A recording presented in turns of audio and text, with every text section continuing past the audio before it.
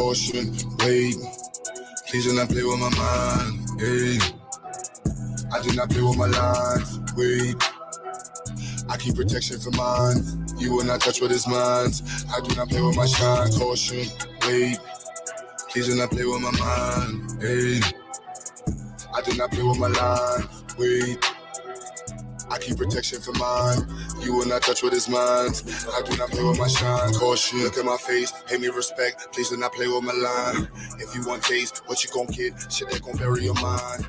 All that's at stake, where is my check? Need every nickel and dime. You play with my race, put you in check. For stopping the vision to climb. They mad that these niggas done woke up and now all our visions to go. Where is the bag to get us so caught up? Yeah, that is the mission and goal. Staying on cold. Some of y'all doing too much. Straight up be looking like hoes. Never gonna grow. Can't count on you in clutch. Most of y'all doing the most. Like this is a show. Doing it for entertainment.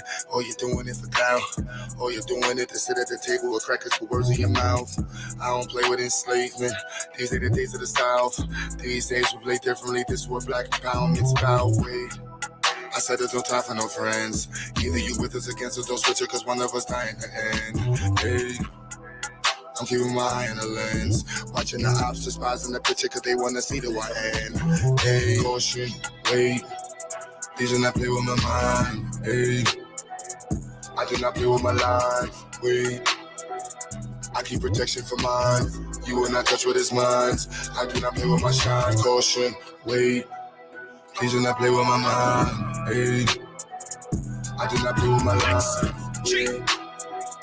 I keep protection for mine. You will not touch what is mine. I do not play with my shine, caution. Hold on, wait. See a black man doing great with black-owned businesses, building in a different state. Why you snakes wait late in the grass, plotting on what you can take? Black money in a black bank, mean black money is safe, protected, like it's heavily protected. If he ever feels threatened, then he go a lead and knock him off his check. Let's check this. For the record, he can never be weak. Disrespecting any checking your cheek. Rep your set, he rep black and green. Never fall, won't break. There's no limit to what I do for mine. Put your soul, don't take them up with the anger and hate up all of my ancestors combined. You wanna get one time? I keep it fully loaded, extended in the fully auto effing to keep you from crossing that gun line. You in violation. I ain't never shot a caveman. You be the first, I'ma give you this work. You get in the way of my occupation, yeah. Like I'm the boss and I don't like the way that you talking. This is my office, get permission before you walk in. The yellow tape across the door means caution. Wait, these do not play with my mind, hey. I do not play with my lines, wait. I keep protection for mine. You will not touch what is mine. I do not play with my shine, caution, wait. Please do not play with my mind, hey. I do not play with my line, wait. I keep protection for mine.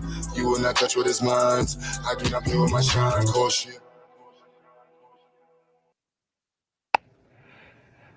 Well, family. Welcome to another edition of Thorough Black Talk with your sister Keisha, your brother Tad, your brother Ashe SJ, along with our weekly correspondents, Brother Blacksmith and Sister Marcia, on the check-in. You know how we do it here. We keep it thorough. We keep it Brooklyn. We keep it 100. Over here, the conversations get real. We respect everybody's point of view. And don't be afraid to join us in the conversation. Of course, we post a lot of comments live and we comment on your comments. So let's get ready to get into it. I see my brother Tad on the check-in.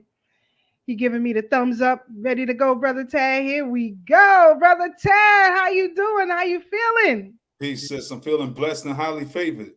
You know how I do. I'm happy to be black, happy to be back. We got a lot to talk about tonight. Yes. The shenanigans continue. They continue. Shout out to Mayor Adams. The flip-flopper? Yeah. Flip-flopper. That's his new name for the month. Flip-flopper. It need to be for life. Okay. But we'll say that for later. We can rock with that. Good evening, Sister Donna. Yes, we enjoy having you with us. Glad that you are black again on the check-in, Sister Farnessa Abibi Fahodie. You know how we do, sis. Brother Kev, my Geechee brother in the building. South Kakalaki. Salute.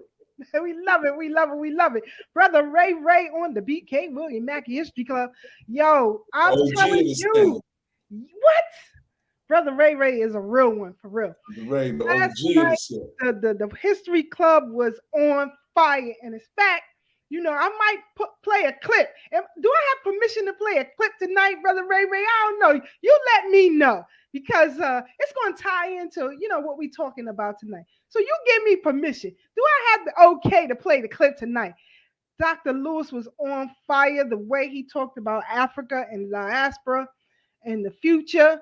You know, I know people think the future is, thousands of years from now, but of course that is, but we're talking about immediate future within the next 5, 10, 15, 20 years. Where are we going to be as a people? And tonight we're going to talk about some of those things that Dr. Lewis discussed. It all ties together to what we do here on Thorough Black Talk. And you know, Brother Tad has always said, it's either pistols or passports. And sometimes, we take that for granted, what he's saying.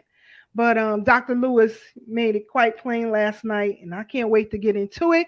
Brother Ray Ray said, yes, I have permission. All right, there you go. So don't come at me, YouTube. Don't start no mess. You know what I'm saying?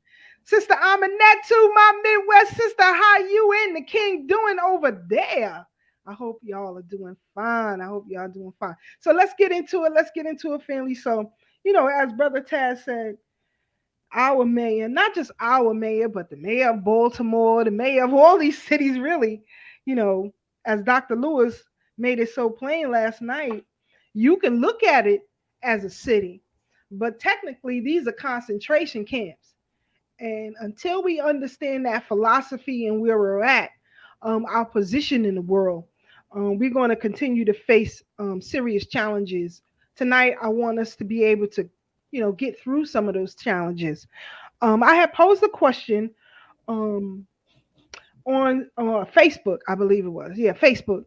Um, you know, letting the people know what Dr. Carter G. Woodson said as far as the black politician is concerned.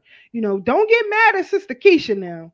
It ain't my fault. This is what Carter G. Woodson said. He said, the black politician, excuse me, he describes the black politician as a political pawn.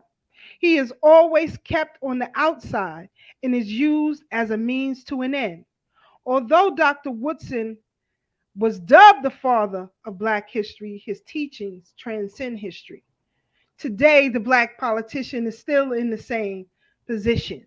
And, in the 1990s, the United African Movement formed its own political party, the Freedom Party.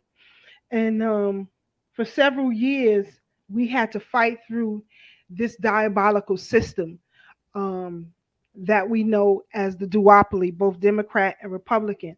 We had to fight them socially, we had to fight them economically, we had to fight them legally to maintain ourselves as a party.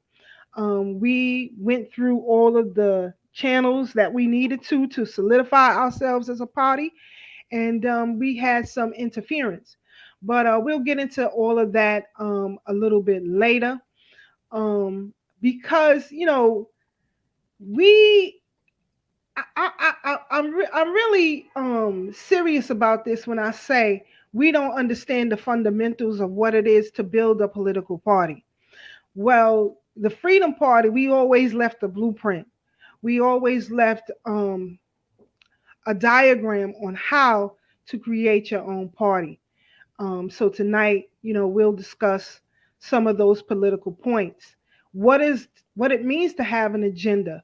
What are the necessary fundamentals that a voting citizen must have in order to solidify themselves as a proponent of political prowess? Meaning, you can have your vote and use it um, frivolously against your own will, right? But in order to not do that, you have to really understand the fundamental principles of what it takes to form a party.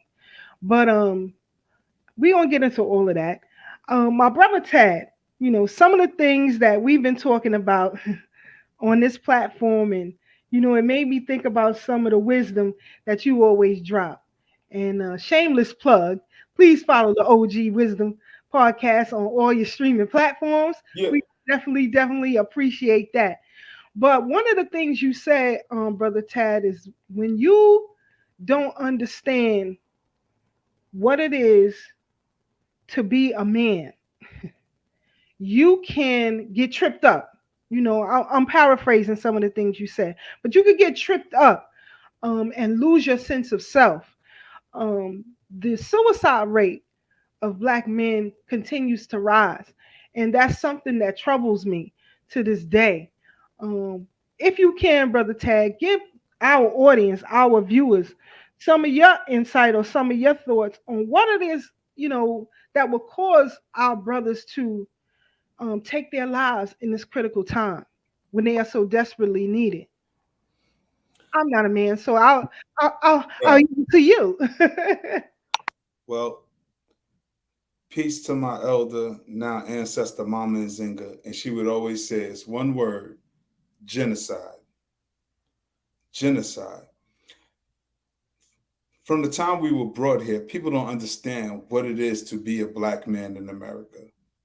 White men have just been men, whether they've been Italian, Irish, the Asian have just been Asian men, with all types of support for them in their community. Black men, we're a distinct group. And not to negate our sisters, but we're talking about black men right now.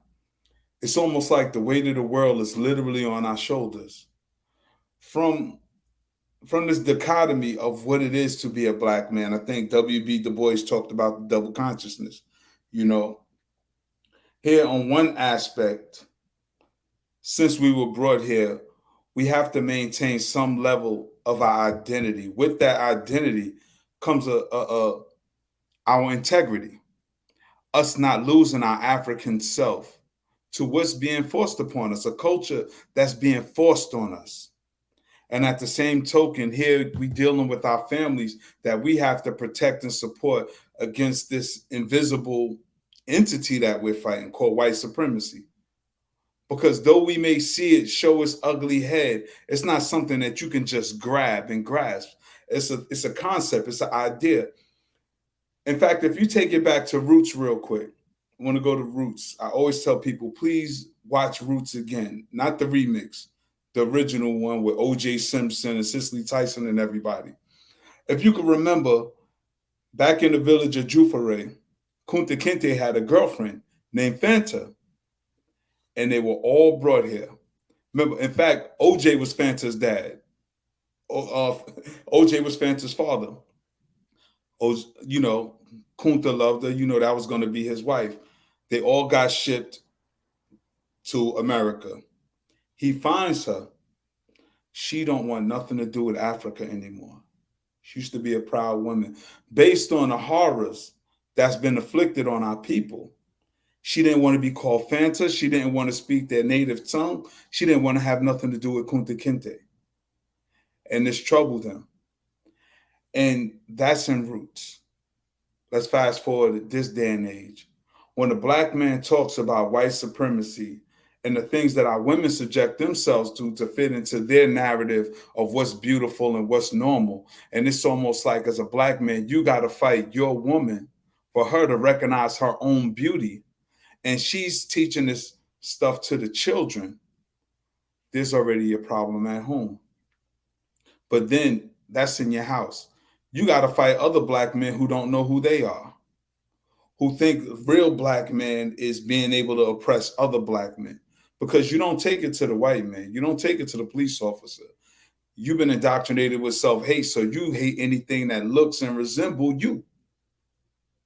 And then you have the job, where people are indoctrinated through media, through misinformation. I'm glad you brought up Dr. Carter G. Woodson, you know, because he helped fight that, because that's the only thing that's going to really help us win is proper education. But you dealing with people in these assumed narratives of what it is to be a black man, and you as a black man yourself have to fight this. It's very troublesome, To hear black women constantly say, oh, we're not protected, when the fact of the matter is I know plenty of brothers who are dead and incarcerated for protecting black women. I've got my head bust and had to bust heads protecting black women. So it's almost like all of our efforts go for nothing. You work 2 and 3 jobs to take care of your black daughters who's grown up to be black women, to take care of the mother of your children who's a black woman. And when that lack of appreciation kick in, it really takes its toll, and you got to really be mentally stronger. That's why we have to be warriors. We have to be warriors in this culture. We have to get on these channels, these platforms, and let our voices be heard, because where is the space for black men? They don't allow voices like Malcolm to be heard anymore, Dr. King, Medgar Evers, let alone any intellectual like W.B. Du Bois or Carter G. Woodson or Garvey, or any voice that speaks up for black men. What they do in this genocidal attack is they give you a bunch of black men in dresses and skirts and say, this is the voice of black men. And that's not the case. I know too many brothers. Went to a funeral earlier this year. My cousin's children's father took his own life. Me and him grew up together. Earlier this year, there's a brother in our community whose teenage son took his life. Good young brother. Good young brother. You know what I'm saying? He come from a good family. You know, the father's into the knowledge, the grandfather's into the knowledge. In fact, the grandfather worked very close with Dr. Ben.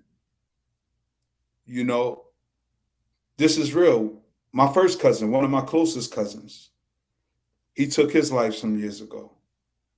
We walk around, we suffer in silence, and it's almost like anytime we talk about how we feel, or we being soft, we acting like a bitch, we don't have no safe space to just open up and let loose.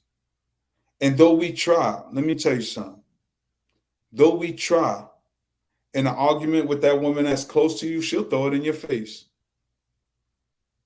at the most inopportune time. Have an argument, she won't call you a bitch, a faggot, whatever. So where can we really unpack and just breathe? Because we go through things on a daily basis, and we got to be warriors 24/7, and sometimes you just don't want to be. I've had those thoughts before, but it's only because of my children. I never went through. Suicide is real. Let me not say that. Self-deletion is real, because I don't think you really use that word on these platforms now, because we About know to say that. you know they're controlling the narrative. And this is what I'm talking about, genocide, because you can't literally express yourself. You can't talk about how you feel. You can't even say certain words anymore. You got to start saying unalive and delete, and because we're not speaking truth to power, because this society don't want you to speak truth. It don't want you to stand in your truth. You accept other people's truth, but ignore your own, especially if you're a black man and a black woman, because I never negate the struggles of black women. But the one thing it seems like we forget is that as black people, we've come this far because we've had each other to lean on.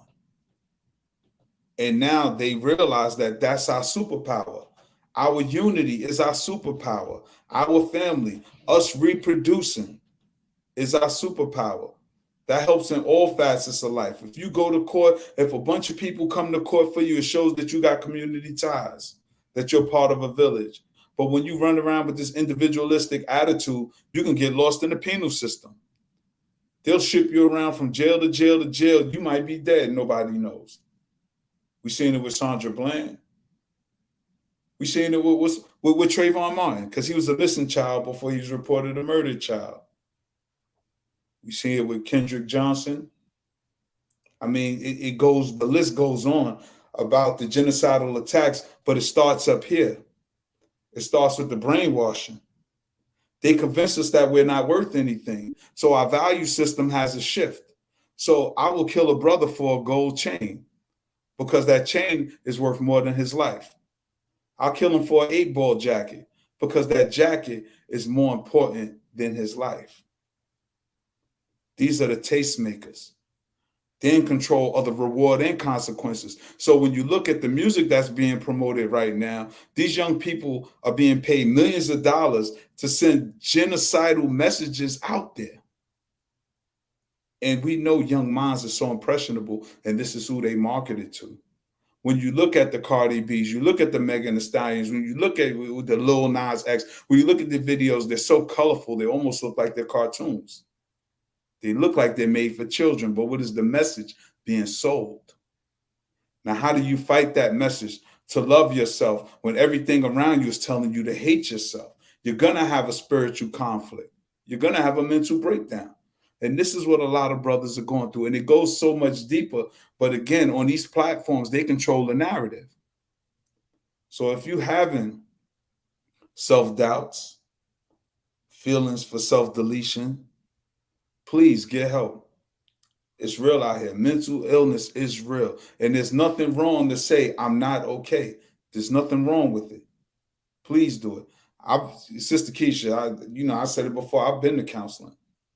Because I know there's nothing wrong with me. There's something wrong with the society in which we live in. It reminds me of a Chris Rock joke.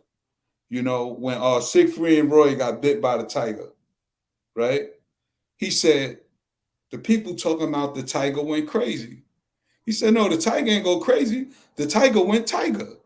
The tiger was crazy when he got on that bike and started riding. That's when the tiger went crazy. When you're out of your natural mind, you bugging out. You bugging out. When you feel the inclination to hurt children, women, people in your community, whether you agree or not, to the level that we've been known to take it to in our community, there's a problem. But of course, it's hate toward hate. I could go on and on, but since we were talking about condemnation of blackness, I'm revisiting that book right now, and it's just giving me a refresher course on how we've been criminalized since we got here. Since we've been here, we've been criminalized and vilified. And we start perpetuating that. They justified the rape of black women talking about, oh, she wanted it, she wanted it. Oh, they all about sex. That's all they want to do. They hot in the pants. But look at how so many of our women carry themselves now. Look at what we've seen at the Essence Music Festival this year, when that's supposed to be the upper echelon of black women in class. And you got these little harlots all up on stage showing their breasts. Now, I'm not saying anything wrong with sex. That's how we all got here. Let's be clear. But there's a time and a place for everything. And it's not what you do, it's always how you do it. That's what our grandparents taught us. That's what our parents taught us.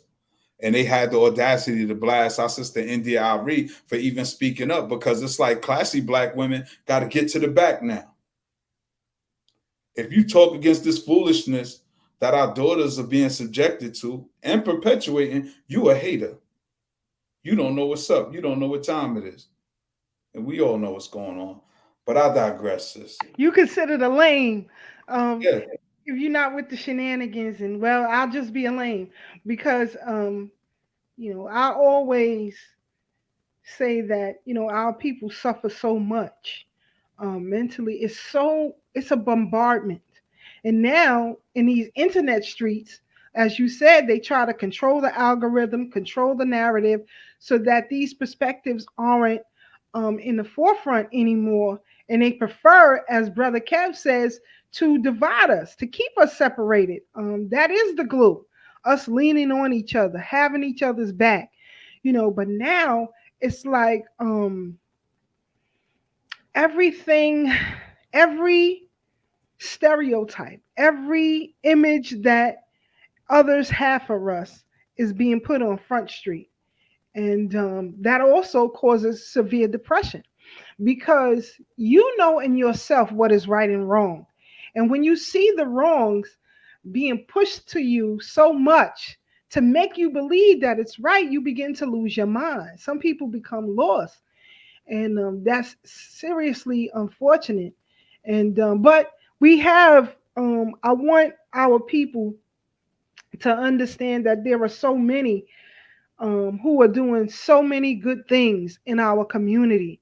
And these images have to be pushed to the forefront. And that's why here on Thorough Black Talk, we try to do that with the best of excellence, because we understand what we're fighting. Us doing this every week is revolutionary, because whether you know it or not, they are not going to tell you that in these trials with former President Trump, it's not about him lying about his money, lying about his business dealings.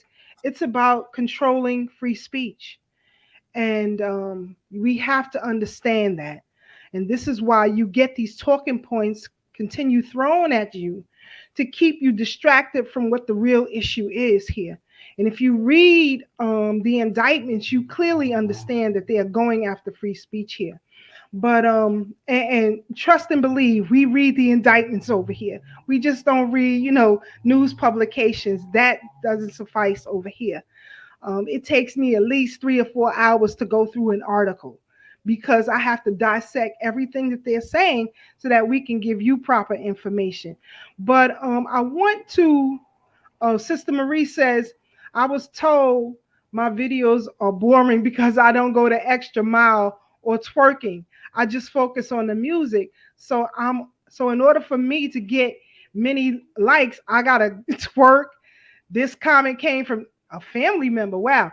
But the thing is, Sister Marie, you stay the course, because your videos are not only entertaining, but it highlights great music. And we have to combat what is being thrown down our throats um, consistently. I was looking at a video clip the other day of Lady Gaga. This guy had reposted an interview that she did about her song Poker Face, I believe. And I think that's the name of it. I don't listen to her music. If I'm wrong, I apologize. But anyway, she was saying that only one radio station refused to play her song because they said it was something evil behind the lyrics. That radio station was Kiss FM. And she said they were right. So when the lyrics were printed across the screen and slowed a little bit, you were able to see exactly what she was saying. And it is pornographic. But kudos to that radio station for refusing to play that music. Yes, sis, keep doing what you're doing. Forget what these people saying. You understand what I'm saying? Sometimes, our family don't see the bigger picture, right? So if we stay the course without badgering, they'll eventually wake up, right? Also, something that Dr. Lewis mentioned last night, that we have to keep our families intact. That is a mighty feat within itself. So before you can do other things, please try to keep your families intact. And we'll get into that a little bit later. But I wanted to talk about this group, the Footage Gang 248. And I don't know if you guys follow them, but you should. These are a group of brothers who go after pedophiles. So they get into these chats and see these pedophiles trying to seduce children, and they pull up on them. So we're going to take a look, because I'm tired of the narrative that Black men aren't protected, aren't protectors, or they don't care about their community or their surroundings. And this is why we have to continue to push this type of media, so that we can, kind of thought off what we're being, what's being pushed on us. So let me grab this here and play this, and hold on, family. Hey, I'm gonna beat your ass, bro. I'll beat your ass. Pedophile! Pedo! Everybody get their phone out. You a pedophile, bitch. And I'll shock you again. Pedo! Pedophile! This nigga a real pedo. Pedophile ass bitch. Pedophile. Pedophile. Pedophile. Get up out his shoes. Look at you, bitch. So shock you again. Pedophile ass bitch. you should text me back because you're going to start grabbing me a water. No, you shouldn't do it. Come on. He gonna pull up. No, hold on. Pull up.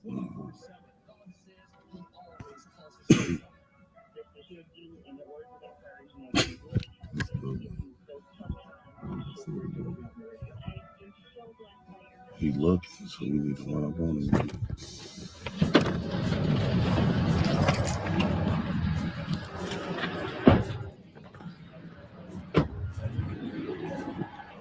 Pedophile right here.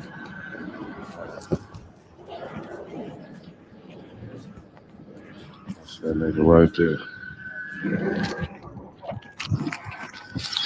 Right here.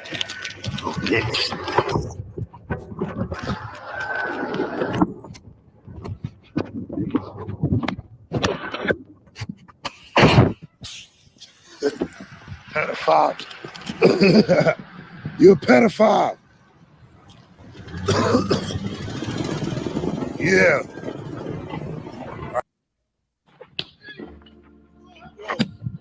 What's your name? Oh, shit. Gang, gang. That little nigga on your ass. Little nigga's on your ass, boy. You trying to get a little girl in this room.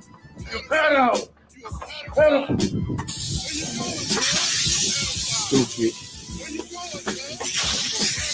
Yeah, what's up, pedophile? Yes, yes you is. I know what you're here for.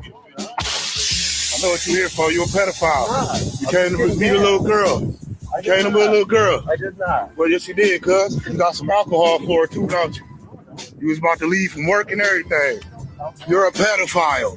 Get the fuck out of here. So you see, excuse the language, family, but they keep it 100. They keep it 100. You have so many who are attacking our children, kidnapping our children at an alarming rate in cities like Cincinnati, Cleveland, Ohio. I mean, at an alarming rate, the abduction of children. And, you know, these brothers, they get into these chat rooms where these men and women who are out here trying to seduce children and they pulling up. They are really a pull-up squad. So shout out to them. So when you ask, you know, where are these groups that are doing work in the community? Well, here's one. How can you be down? How, if you read the comments, people are asking, how can they be down? You can support this organization. Send them funding. Send them protection that they need out here doing the jobs that they're doing. You know, you can, there are many ways that you can, you know, help this organization and others like that. There are others on the gram also. But, you know, they are called the Footage Gang 248, Footage Gang 248. So if you want to follow them on Instagram, you can. I see my sister Marcia on the check-in. Good to be here. What's up, Sister Marcia? How you feeling? Peace, sis. Peace, family. How's everybody doing on this glorious? Peace. And happy King Day to the young King Jay. Happy Push Day. I did all the work. Mm-hmm. Happy King Day, Jay. Happy King Day, Jay. King Day to Jay Quan. I'll let him know. Thank you, family. Happy Push Day to you. Thank you. Did a lot of work. Mm-hmm. I see that. I see Brother Black. Brother Black, you here with us. What's good with you, brother? What's goody? My brother Black. Family. Yeah. What up? Ain't nothing. I'm worldwide with it. I'm saying it to the whole family out there. I'm sorry, Tag. Go ahead. Speak. No, I'm saying I was going to talk about Sister Keisha, the video Sister Keisha posted real quick, because that's what's up. That video is dope. In fact, a couple of weeks ago, I went and saw what's that? Songs of Freedom, the Mel Gibson joint. It was. I want to see that. How is it? It was good. What I like movies that don't show graphic sex and graphic violence. Me personally, I like that get to the point.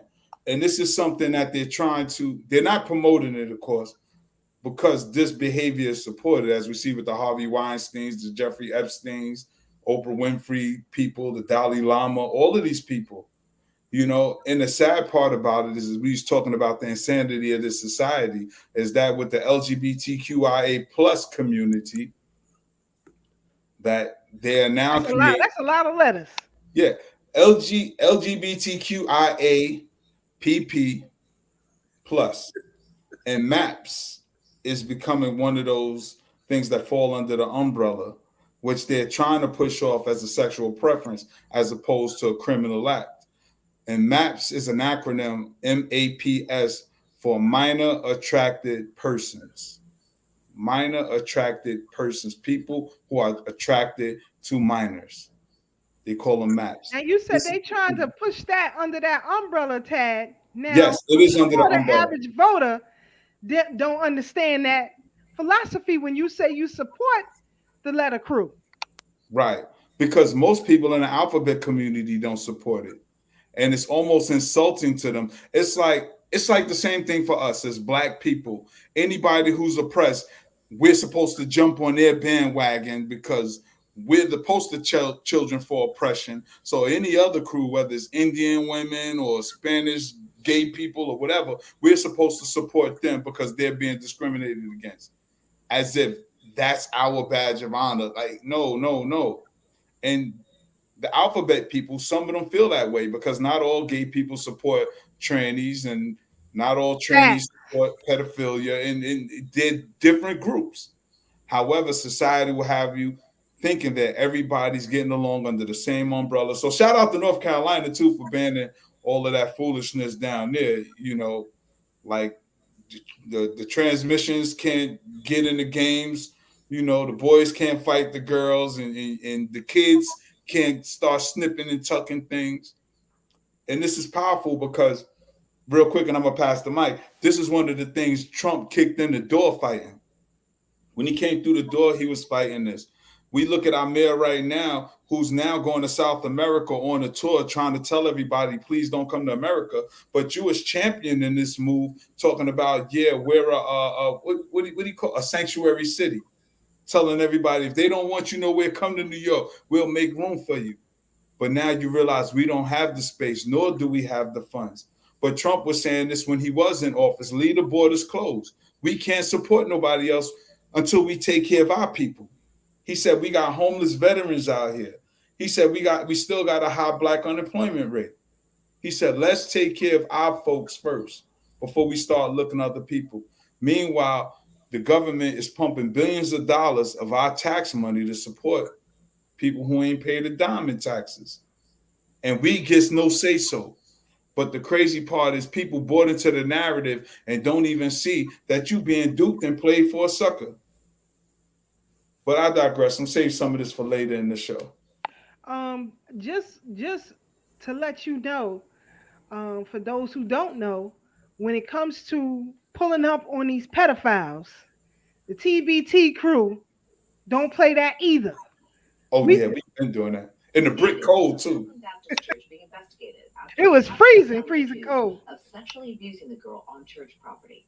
Next, McGee Hickey reports from Brownsville.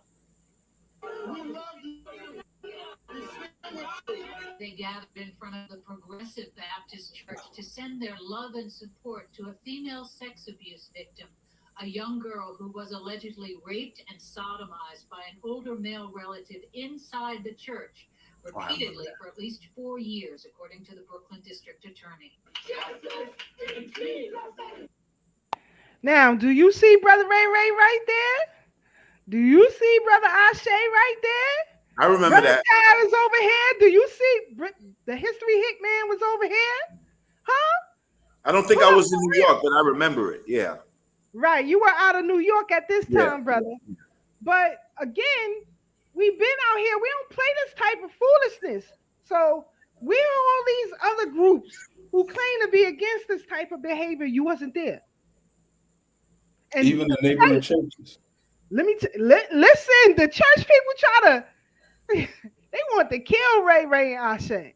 Yeah, Ray Ray and Ashe was gonna kill them. Facts. We have to keep Ashe calm. We always Yeah. got to keep Ashe calm. Shout out to the young lion. He's doing his thing out here, family. Trust and believe. He's watching the show, but you know he's working, making them ends. So we got to do what we got to do. Shout out to Brother Ashe. But we been here, family. Was the first to tell you about the incest and rape charges brought against 44-year-old Matthew Gibson, the son of the longtime pastor and bishop of this church on Howard Avenue in Brownsville, Ben Gibson. The family of the victim said they've been receiving. You see Sister Keisha right here talking with the family? We've been here. That's you, Keish? That's me. We've been here. We've been here. We've been here. So when people talk all those shenanigans, you messing with the wrong crew. You messing with the wrong crew. We would call kind of haters and everything. All kind of haters. It is what it is. But this is what happens when you're fighting wickedness. Wickedness. And even when I tell people that we have to form our own political party so that we can have a true connection with our brothers and sisters on the continent, in the Caribbean and South America, we have to, so that we could progress. Even if we got rid of the Yoruba today and all oppression, how would you govern yourself? How would you maintain yourself? These things have to be put in place. So we're going to cover all of that tonight. But, Sister Marcia, your thoughts on these brothers who pulling up on these pedos, and of course, TBT crew. In effect, we don't play these type of games. So I don't want to hear people saying, they not doing this in that community, in the community. No, it's not being shown to you. And sometimes it can't be shown to you. It can't be shown to you. Exactly. Sometimes things gonna have to happen. But go ahead, Sister Marcia. To appreciate the strength of people.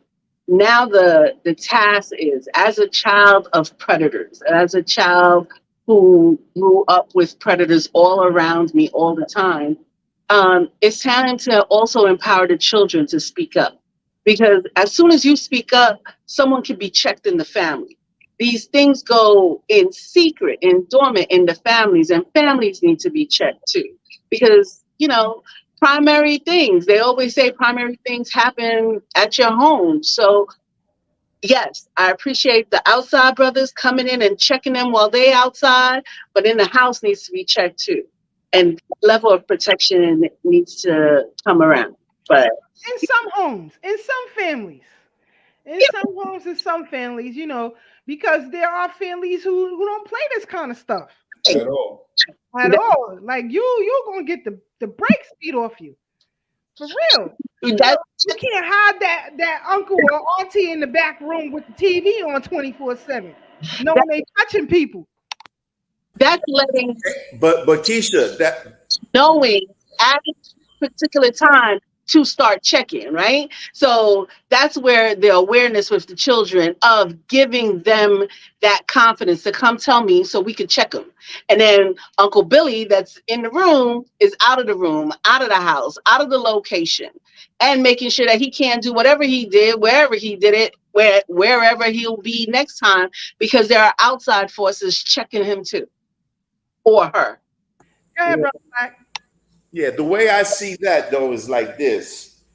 You got to understand, we moving through frequencies in time, which doesn't exist, or so they say.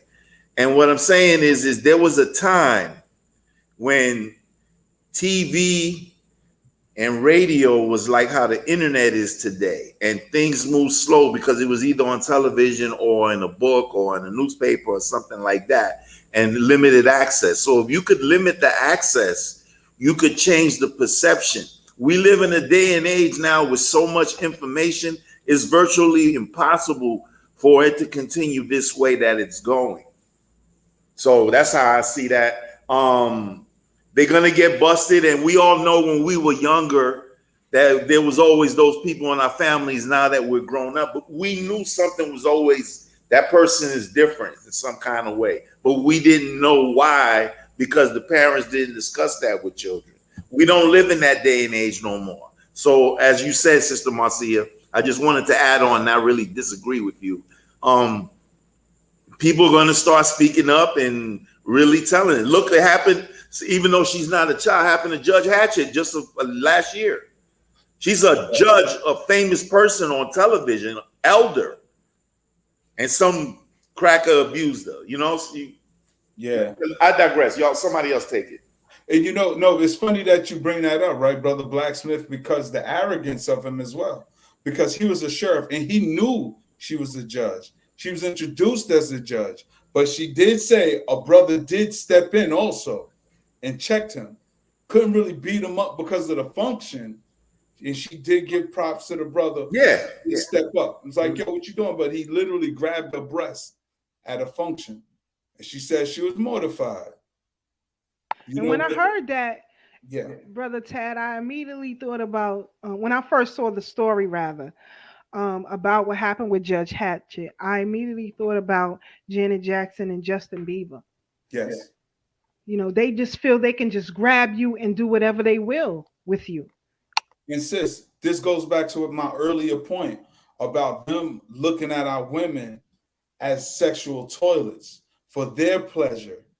Because remember, Janet Jackson was the one who caught all the backlash, not Justin Bieber when he was the one who ripped it off of her. But again, Timberlake. When sisters, Justin Timberlake, same dude, right?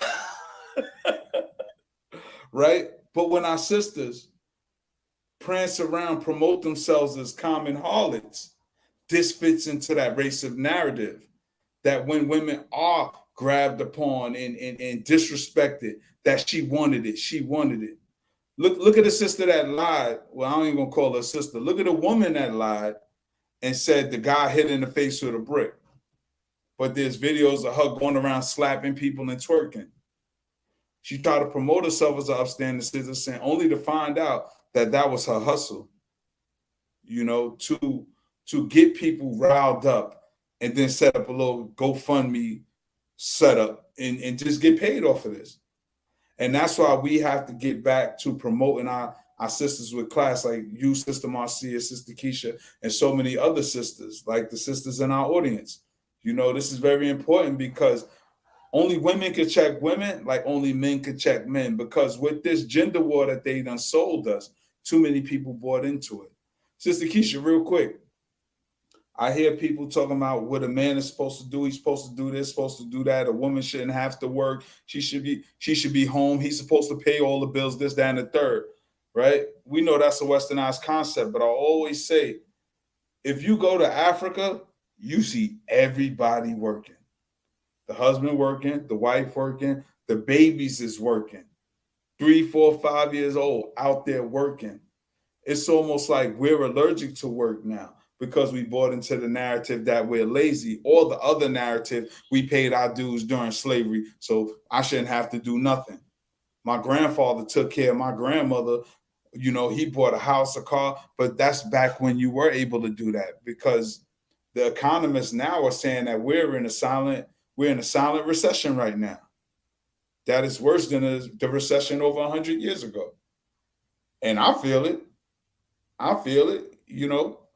I work 2 jobs and it's still not enough money. Trust me when I tell you, it's crazy out here. And to your point, Dr. Lewis touched on that last night as well. The goal is to literally bleed us dry. Yeah. Bleed us dry. And I want to play this clip that Brother King Simon, shout out to King Simon Productions. Peace to the King. Yeah, posted this interview with Queen of Four. And shout out to Queen of Four as well. Let's listen to her take, and we'll come back and discuss. Hold on, family. As you spoke about King Simon, they didn't say call the rites of passage, but that's what you had. You had the elder men that circled around you and trained you, and you were young and willing and ready, and you received it. So that was your rites of passage.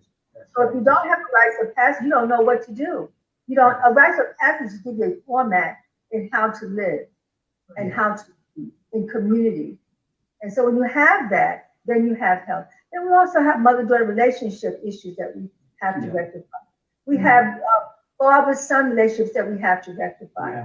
We have parent relationships we have to rectify, and children relationships we have to, because what we're doing is we get married and we actually continue all the pain and frustration of those relationships not being healed up. And that's what you spoke about, King Simon. They didn't say call the rites of passage, but that's what you had. You had the elder men that circled around you and trained you, and you were young and willing and ready, and you received it. So that was your rites of passage. So if you don't have a rites of passage, you don't know what to do. You don't. A rites of passage give you a format in how to live and how to be in community. And so when you have that, then you have health. Then we also have mother-daughter relationships. I had to play that twice because it's right on point. It's Yeah. just right on point. We have to rebuild these relationships, and also, and I say this often, whether you get along with your family members or not, that's neither here nor there. It's very important that you understand where you come from, your family dynamic, because as we've moved through life, generation after generation, things change. And you have to know the whole story to get a complete understanding of who you are, why you are. You understand? And it's going to actually, knowing your family's history and lineage is going to be a requirement in the near future. So you have to know these things. Don't just say, well, I don't get along with my family. I don't want to talk to them. They all crazy. Da, da, da, da, da, da. Still doesn't negate the need for you to know your family story, right? So shout out to the big brother Lenore McNeil on the check-in. What's up, big bro? But we have to get back to that. My family members could tell you it don't matter which side of the family either. I'm gonna dig into the family story. I'm that one that's gonna listen. If I'm coming to your house, I don't care if it's aunt so and so, especially the elders. You know, 'cause, they gonna give up the goods. Aunt so and so, uncle so and so, cousin so and so. When I come to your house, I want to see your photo albums, what documents you got, all that, all that. I'll be all in the stuff. So I have to have um good character to allow my family to give those things to me, right? To open themselves up to me in that way. Because whether you know it or not, it's definitely going to be a requirement in the future. Sister Marcia, your thoughts on the comments of Queen of Four? Uh, Queen Mother couldn't have said it any better. And even, people within my generation still need rites of passage and rituals. There are sisters out here buck wilding because they never got formation growing up. So it's necessary. And to tag into what you were saying, this is why African on the Rise is alive. Because I want children to understand their stories now as they're small. They can digest it later on, but hearing it and writing stories about it helps them to become better adults and citizens for the African or Black nation, however we want to call it. But it'll help us become stronger as a people because you know your past. You know who your third grandmother was, because for them that would be easy, right? They'll know who their third grandmother was and what time period she lived in, who who she may have listened to on the radio or even had interactions with. That's so valuable in placing people in time. Dr. Henry Clark, what's his saying about time and history? It's I don't know it off the top of my head, brother Chad. You help me History because is a clock say that that. tells time of day. It tells the people where they are, who they are, where they are, where they've been, and where they must go. I believe how to say. Absolutely. So that right there is what we're all saying on this platform all the time. This is why we study our stories, the good and the bad, because the only way to eradicate the bad is to say it out loud and transform it into the best that we can be. It's funny you mentioned, what songs or music your ancestors may have listened to is very, very important. I just started a thorough black talk, clean up the house and cook mix. It'll be released. We'll in a couple of weeks. So for those of you who view the program, you can put your favorite songs in the chat.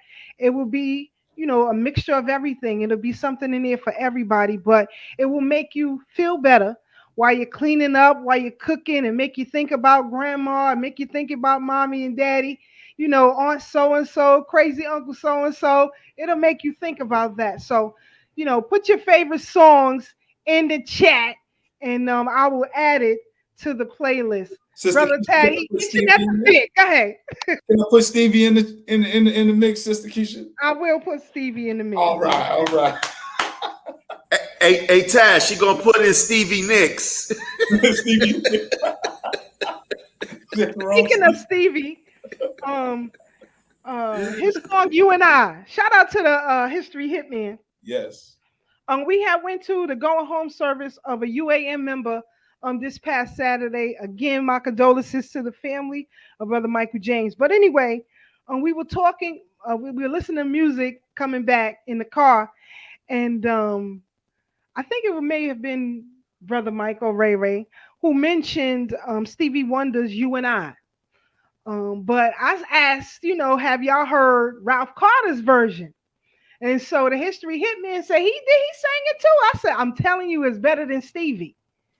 When he lit into that on Good Times, when Thelma was getting married, he killed it right then and there. So you can go on YouTube and you can put in Michael Evans sings "You and I" at Thelma's wedding. And I'm telling you, he slams that. But that is also in the playlist. So I had to let the History Hitman know that. Brother Black, what's some of your favorites that you would like to have added to the list? What's the playlist? What's the context here? There is no context. I got hip hop on there. I got R&B. I got soul. I got blues. I got all of that on here. I don't know if it's right by I don't know if it's right by who made "I'm in Love"? Evelyn Champagne King. Yes. All right. Okay, them two right there. All right. I'm adding it to the list, brother. Okay. I'm adding it to the list. What you got, Sister Marcia? What you want added to the damn list? Come on, you gotta have 2 songs in you. Come on now. 2 songs. Just name 2 great songs. Look at her scratching her head. Sister Farnessa said she cried. Let me tell you something. Tell her 2 Sade songs. She don't like Sade. Listen, if you want to add it to the list, I'm going to add it to the list. Listen. Because believe it or not, cleaning and listening to music or just walking like to the subway or whatever, listening to good music, it puts you in a great frame of mind. So whatever you want, if y'all want Sade, I don't gotta like her. I'll add it to the list. She's a dope fiend, but I'll add it to the list. You call her a dope fiend? That country, what is it? Bermuda or whatever? She can't go back there. She got caught with the dope. Nah. Poor Sade. Messing with that taboo. But go ahead. Anything from Lauryn Hill. And I got some Lauryn Hill on the playlist. I got some Fugees in there. I know Brother Tad like Eric Sermon. I got some Eric Sermon in there. No, that's right. That's my dude. Like music. But anyway. I don't know the name of the song. I have to look this up. I don't know. Yeah. So, family, if you want, those of you who are viewing, if you want songs added to the playlist, some of your favorites, you let us know and I'll add it to the list. Okay, we'll do that for sure. But go ahead. And anything Gregory Porter. No Leon Bridges. See, now you're making it complicated for me. I'm trying to be simple. I'm saying anything because don't make it complicated. Hey, Keisha, you got any fella on there? Fela, yup. Can't hear you. That is. Can't hear you, Sister Keisha.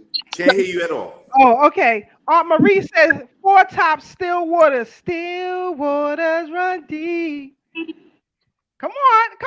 I'm putting it on the list, Aunt Marie. I Mr. got Keisha. you. Go ahead. All right. I got two Commodore songs, Easy and Zoom. You know what? Zoom is my favorite song. That Easy over here, brother Tad. They already on the list. See, because we there, sis. You know You how got to come up with two more then. Come on, I come all day. Marvin Gaye, I Want You. Here we go. You got what's my man name? Roberta Flack and Donny Hathaway. Where's the Love? You know what? Speaking of that, now here's what I You're did, Black brother for Me. Tad. Here's something that I did. For example, when you see in the playlist, and y'all gonna see it, if I have Eric Sermon, right? Oh, excuse me, if I have Brand Nubians, right? Don't Let It Go to Your Head. I have Gene Carm following right behind it. So you hear the remix and the original. The playlist gonna be fire. I'm trying to tell you, I think I got about 50 songs up there so far. So, as we get into these holidays, that they pushing on us already, and you in the kitchen cooking up the Sunday dinner or your holiday dinner or whatever. Put that music on because nah, Tad. Now you going too far. The folks. He going too far. You see, you let Tad take a little inch, he go too far. You see what I'm saying? Come on, not all our folks is vegan. Listen, I sent my daughter that video I sent you with the oxtail cheese grilled cheese sandwich. She was like, "Where we going, Ma?" I'm about to say that joint look good. Hey, Tab be eating that soy bacon? Not at all. Real bacon. Make it nice and crispy. God. Aunt Marie wants to add, Papa don't take no mess. Aunt Marie, you already know I got JB in there. I don't want Uncle D to kill me. I'm telling the spirit of college on you, man. I'm standing with Dr. Clark. Steer Elegance wants Spliff Star. All right, hold on. I got to write these down. Spliff Star. All right. Got you. All right. I'm writing them down. Keep the songs coming. But again, getting back on track. Last night, BK William Mackey History Club presented Dr. Arthur Lewis, and he talked about where Africa is, where they're going, and where we should be, right? You can watch this later on at your leisure. I'm just going to show a couple of clips, and then we'll come back with a point system on what it is we need to build our own political party. All right, here we go. You made them all three. It isn't a matter of you washing off of that here. The structure of your skin, the actual little structure is all we use together. Okay, so we have 1, 2, 3, 4, 5, 6 pages in the map, 7. So we should finish at about 9 o'clock. Because I'm going to, as usual, read this with an explanation. And that's the whole purpose of trying to transfer whatever information that I was able to research to you, where you didn't research it. Just like when you come to talk, wherever you are, you want to transfer information that you've had in your experience to me and others. And that's why we talk and listen to each other. Page 1, 2, and 3. What I call page 2 and 3. What I did was just copy down the birth rate of what they say is the globe. 190 countries plus territories. And they analyze and say who's having babies, who's not having babies, who's replacing themselves, who's not. So after I finish page 1, we're going to look at page 2 and 3 to show you how to use the chart. It's simple. So we'll be finished 3 of them, 6 pages in less than 10 minutes. Okay. The 4th page is a page of China, the People's Republic of China, big China. And we put certain things here. And the reason I include China is because China is the largest, most powerful country at this point when it comes to industrial production. Africa will replace them in about 15 years. So we, just like that technology that they took from us during slavery, and we continue the technology in the United States and Europe, and then they start stealing from us and they build this industrial society. And then when Reagan started, and beyond, the white people, with all of this technology that primarily came from us from the United States, they transferred it all over to China for profit, making China within 30 or 40 years the largest industrialized country. Sold everything away. They committed economic suicide.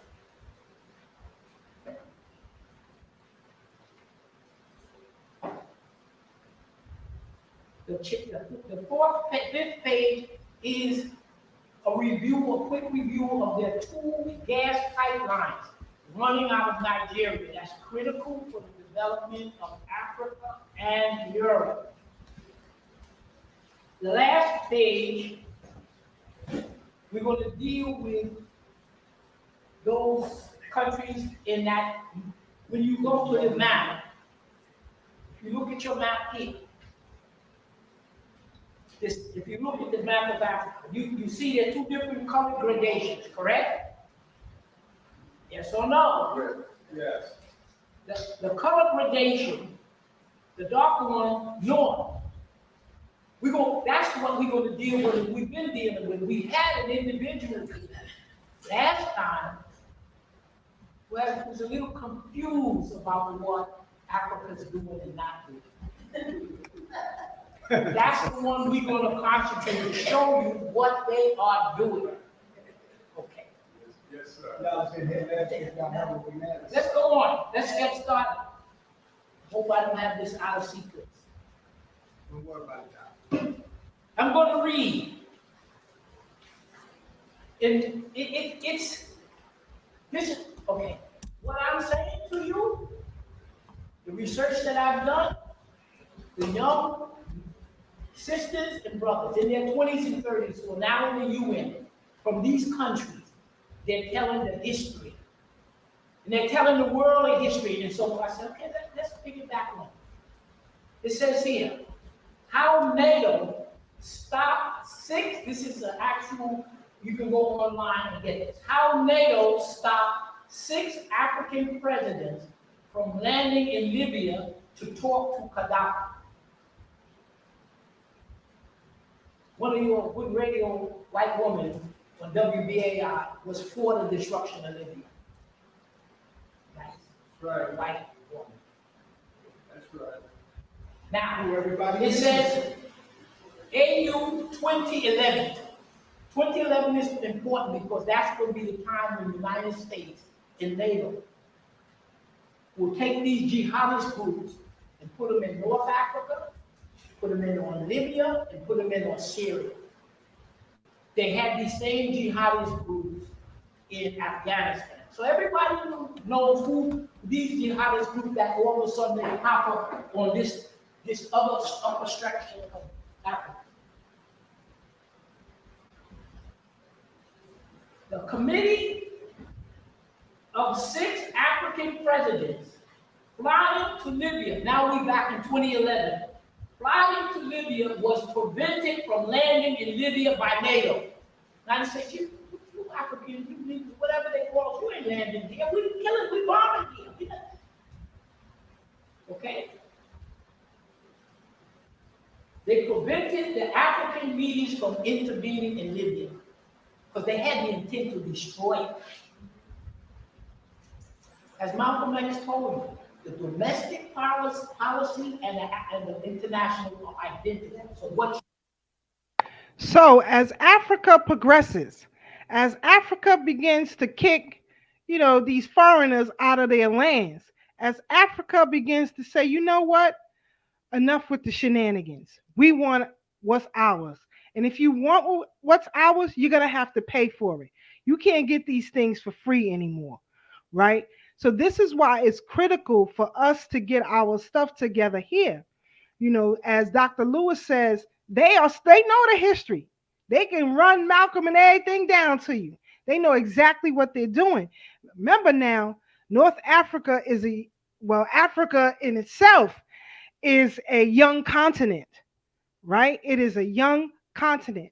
And the top, as he was explaining, Northern Africa, the population is growing at an alarming rate, surpassing China's birth rate. And this is what they're worried about. This is why they continue to send people in to, inoculate them or, cause military coups and the like. This is why it happens. So I wanted to go back to the platform of the Freedom Party. Now, this is back in I think it was 2015 or something when this was submitted to us. Every week when you came to the UAM, you were given a pamphlet. And that pamphlet gave you a lot of information, not just about who the speaker was, what was coming up, but also political philosophy for Black people. Let me just read this from the Attorney at War. He says, organization is a derivative of organisms, and organisms is defined as mutually independent parts functioning together. Ethics is required in any organization. It is the glue that binds members of an organization. Black must consciously practice ethics. The absence of ethics occurs to an absence of organizations. Blacks are not taught ethics in public school, and few blacks elect to take ethic courses in college. Instead, Black children are taught obedience in public school. Ethics is concerned about relationships and the duties arising from relationships. During the 400 years of enslavement, Africans in America, the relationships between slaveholders and Blacks were based on obedience, right? When Chief Justice Roger Taney stated in dictum that no Negro has any rights that whites are bound to respect, he was actually talking about duties. The master slave relationship is all about duties. Rights do not exist in the equation. Between whites, it is a two-way relationship. It is rights and duties relationship. Between whites and Blacks, it means a one-way relationship. It is rights for whites and duties for Blacks. Enslavement of Blacks imposed no relationship and no rights and no duties between each other. When Blacks were given the right to vote, they were not given voter education. Even today, too many of us approach polling booths like our ancestors approached the cotton and tobacco fields. They put everything into those fields and made no demands for their labor. This practice gave rise to plantation politics. This must be corrected. This behavior can also be explained mathematically. Four basic operations exist: addition, subtraction, multiplication, and division. For example, too often Blacks practice subtraction and division against their own people and on their hand practice addition, and on the other hand, practice addition and multiplication when it comes to whites. Black Solidarity Day 2020 is officially November 2nd. However, Black Solidarity Day should be eternalized and conscientiously practiced daily throughout the year. Groups, group choices should reflect self-determination, which is a prerequisite of independence and financial stability.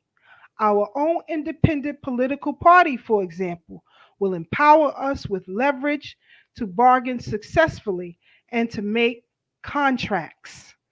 On the other hand, The two-party system has militated against against black people's ability to self-actualize and to thrive as a community. Now, what are the points that you need to form a political party?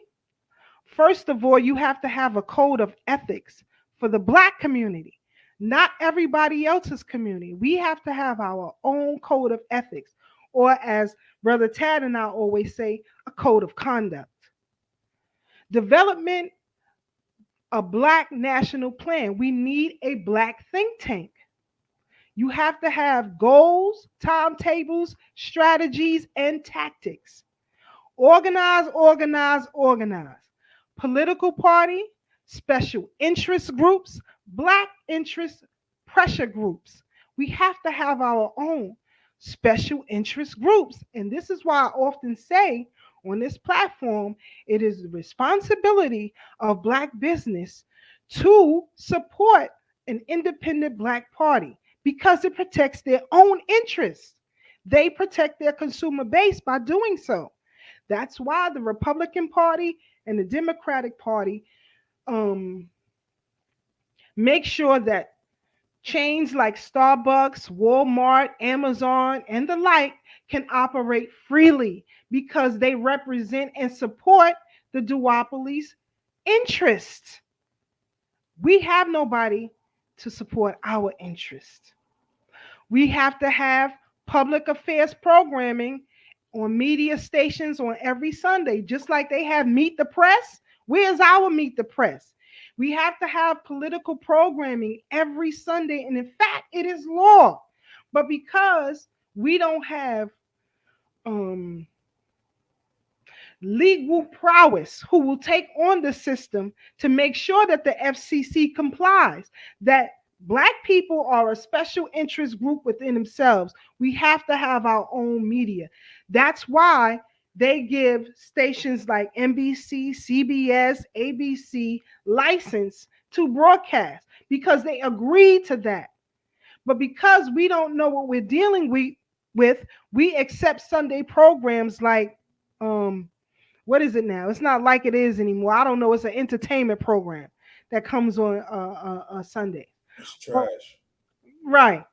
We have to ban civil rights attorneys and leaders, not civil rights, civil rights. They have to be banned. Rankings of black professionals and leaders by community achievements. We have to highlight these things. When it comes to education, point B, we have to have our own national black brain trust. Again, our own think tank. We have to have study of self-determination. In educational malpractice in the public school system. See, nobody's advocating for us. That's why Ron DeSantis can pull these shenanigans that he is doing. We have nobody to represent our interests. Black teachers matter. They have to be protected. In the disenfranchise of black parents in the school system. You cannot have mayoral control. It's not working if the children are still failing. Establish African-centered law schools so that when you go to college, when you go to law school, your special interest is to do for your people. That is the priority. Not what they tell you when you go to law school that you should be a good lawyer so that you can attain judgeships. I don't know if y'all know that, but that's the narrative. Sleepaway summer camps. Teacher residency requirements in black communities. You can't have all of these people coming in and out of the community claiming they're teaching our babies when they pushing an agenda that is not African-centered or that's not conducive to what we need. A commission for a black dictionary, a real one, not what Skip Gates is doing, a real one, for real. Because we speak different languages. We still do. Whether they call it Ebonics or slang or whatever, we have our own language. Study of historical figures in the black struggle. And I'm not talking about the ones that they force down your throat. Like they'll train you on Thurgood Marshall. If Thurgood Marshall could, he would run away from black people as far as he could. As a matter of fact, if he could call the police on us right now, he would. Okay? Nobody talks about his teacher, Charles Hamilton Houston. It's very important that we understand this, right? You have to have study of waste. Again, how do we take care of ourselves? How do we take care of ourselves? Advocate and lobby for historical black colleges and universities. A national black journal. They have a national white journal. It's called the New York Times. Where's our national black journal? This is why black media is important. Whether you agree or disagree with said platforms is very, very important in this time. End of derogation of the black culture. As Brother Taz said, look what's being pushed down our throats all the time. We got to ban this kind of stuff. We can't endorse it. Study cause and effect. A list of classic black literature should be mandatory in every household. Business development. That 40 acres and a mule, that reparation, that's our money for business development. And business community should be advocating. Don't you want those jobs? I mean, don't you want those reparations so that your consumers can spend that money with you? You should be advocating in black business. In the practice of financing and endorsing our own oppression. Stop contributing to the duopoly. Even if, listen, you know what would be monumental? And please, y'all don't have to think I'm telling the truth here, but that's the reason why the Democratic Party came after the Freedom Party so hard. And I'm going to talk about who they use next time. But anyway, they came at us so hard is because what we're saying here is true. What we're saying here is true. They said we had to stop that. And we were growing so fast. In a 10-year span, we were growing so fast. They had to stop it. We have to have a freedom fund war chest. Meaning those who advocate and lobby for us, we should be paying them. We have to pay for people to use their intelligence on our behalf. We have to have our own intelligence system. These things must be funded. Produce a black calendar and a celebration of black holidays. Now, I ain't never worked for nobody on Black Solidarity Day. The day before Election Day. Please remember that. Black Solidarity Day is always, always, always the Monday before Election Day for a reason. That's what Dr. Carlos Russell wanted it for, so that you can sit and think and converse about your political plight in this country, not to spend money with other folks. A network of slave theaters where we had these URM forums. You have to have halls and place where you can congregate as black people and don't have to have anybody else in the room. We got to talk about some things. How we break down these points that I'm talking about. I can't say it on these airwaves. We got to be in closed doors to do that. This is what they do. Was you in the room when Getz and Breitbart and all of them was conversing to get rid of McCarthy as speaker? You wasn't in the room. They didn't bring you in the damn room. So don't be ashamed to say we got to have our own rooms. Voting daily with your dollars. How do you spend your money? Who do you spend your money with?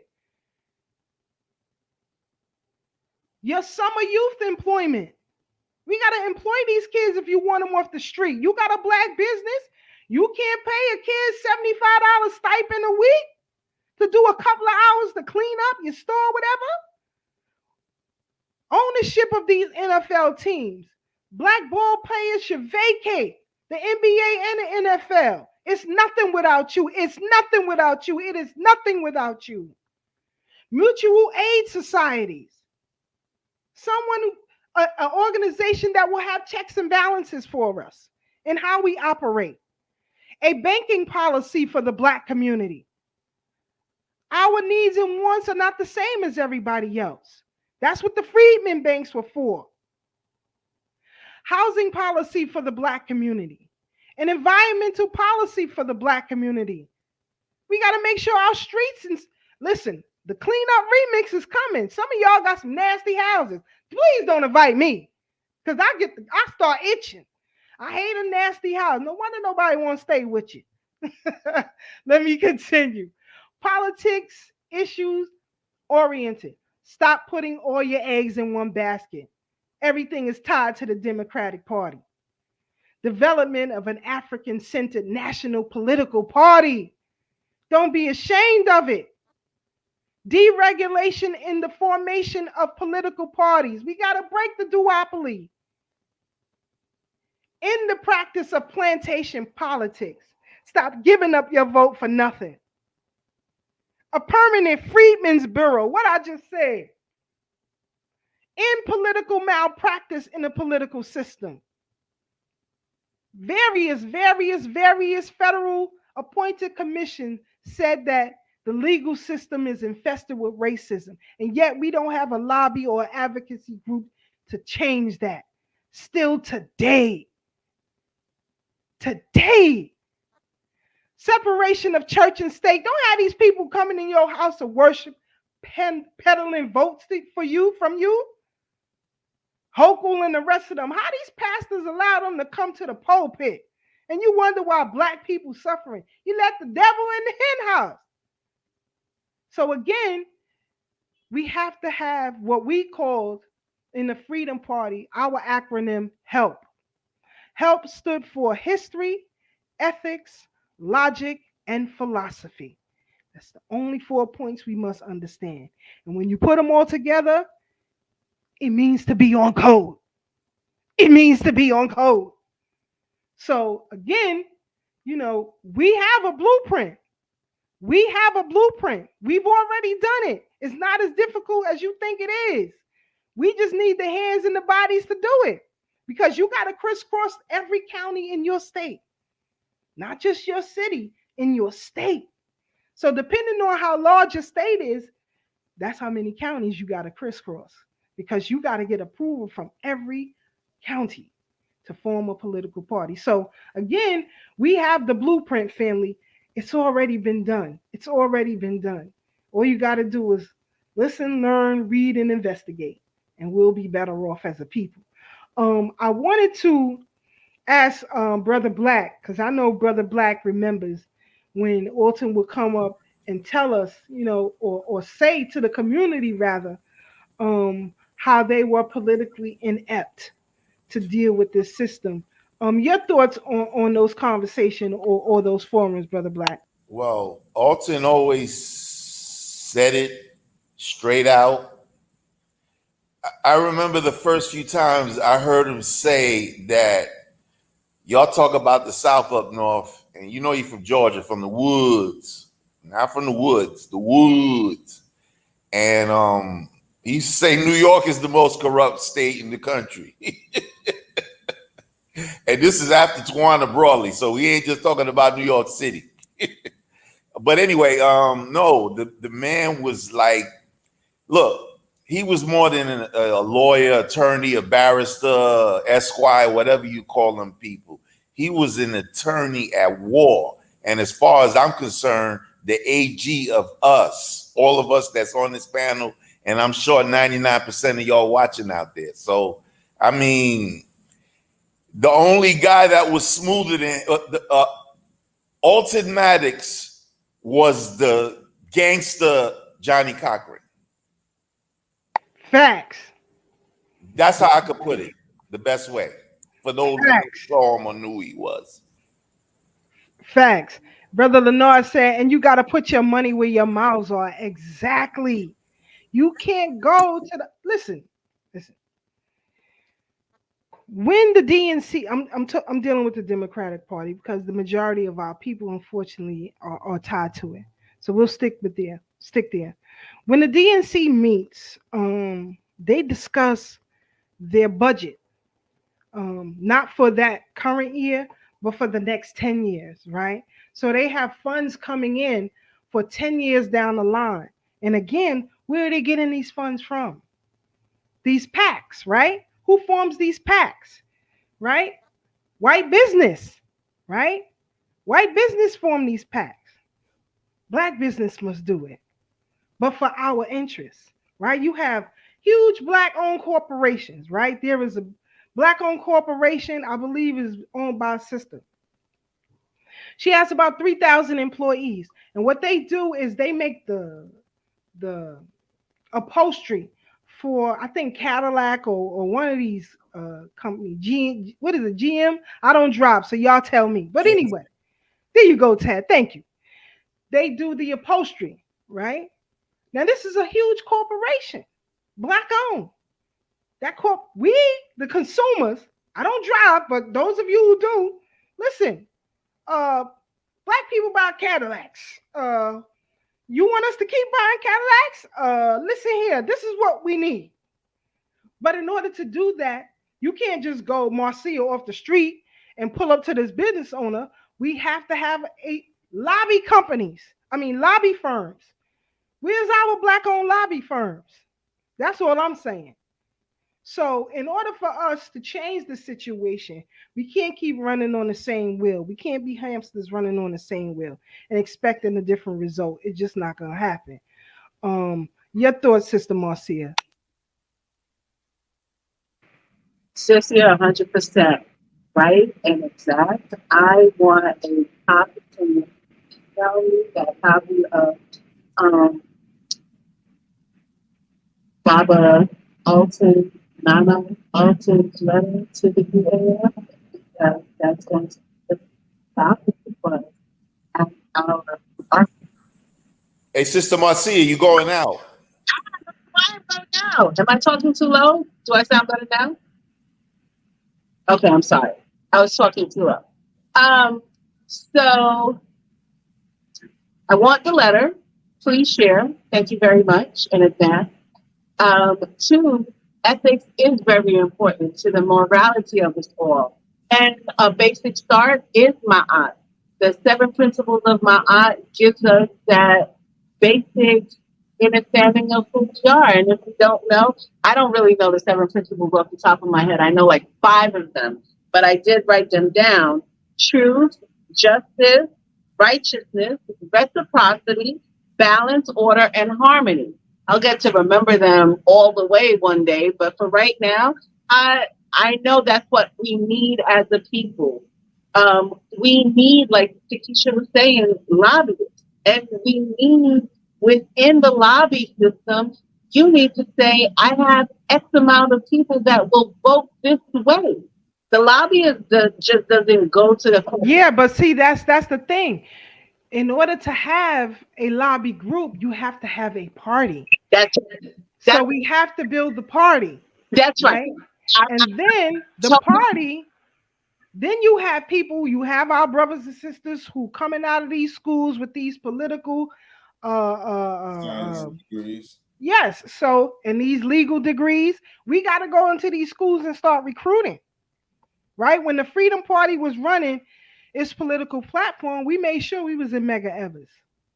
Right? You gotta reach them. Listen, you could pull them out as summer interns. Yeah, that's what we did. Numbers. That gives you the numbers to go to a company and say, you funding me, we're going to be attached to you. You're not just funding me as an individual, you're funding me as the whole collective group, the Freedom Party. And this is our tenets. This is what we're looking to do as a nation of people. Sister Pat says, Automatic said he forgot more law than Johnny Cochran ever knew. That's a fact. That's a fact.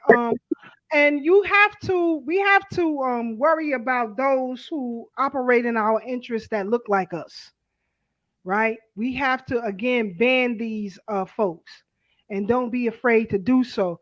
Let's listen to this real clip real quick on stolen legacy, and he talks about in this clip the variations or lack thereof between Thurgood Marshall and Clarence Thomas. You know, I know a lot of people love Thurgood, but anyway, here we go. Most black lawyers want to become judges. I mean, that's just basically what they are about. I mean, when I first started practicing law, lawyers would tell me all the time, well, Max, I can't deal with you because I got to keep my nose clean. because I want to get on the bench. And once I get in the system, then I can help somebody. Well, once you get in the system and try to help somebody, they're going to liquidate you from the system. See, it's an inconsistency to say, well, you're going to do what you get in the system. So what do they do? Right now, when you get ready to do the system, they're going to get rid of you. The last thing you ever do something is in the system.